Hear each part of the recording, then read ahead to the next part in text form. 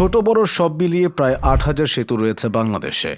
তবে দেশের সবথেকে বড় ৫ সেতু কোনগুলো আজ আমরা সেটি জানব। নাম্বার ৫, মেঘনা সেতু। ১৯৯৭ সালে নির্মাণ করা হয় মেঘনা সেতু। এই সেতুটি ঢাকা-চট্টগ্রাম মহাসড়কের একটি গুরুত্বপূর্ণ সেতু, যা মেঘনা নদীর উপর অবস্থিত এবং এই সেতুটির দৈর্ঘ্য ৯৩০ মিটার।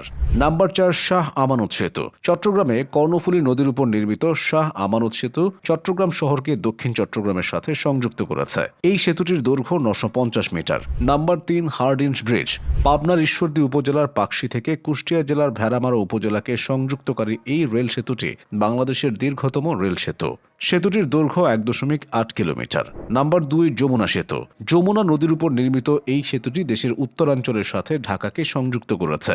সেতুটির দৈর্ঘ্য ৪.৮ কিলোমিটার। নাম্বার ১, পদ্মা সেতু। বাংলাদেশের দীর্ঘতম সেতু এটি, যা মুন্সিগঞ্জের লৌহজং এবং শরীয়তপুর ও মাদারীপুর জেলাকে সংযুক্ত করেছে। এই সেতুটির দৈর্ঘ্য ৬.১৫ কিলোমিটার, যা ২০২২ সালে খুলে দেওয়া হয়।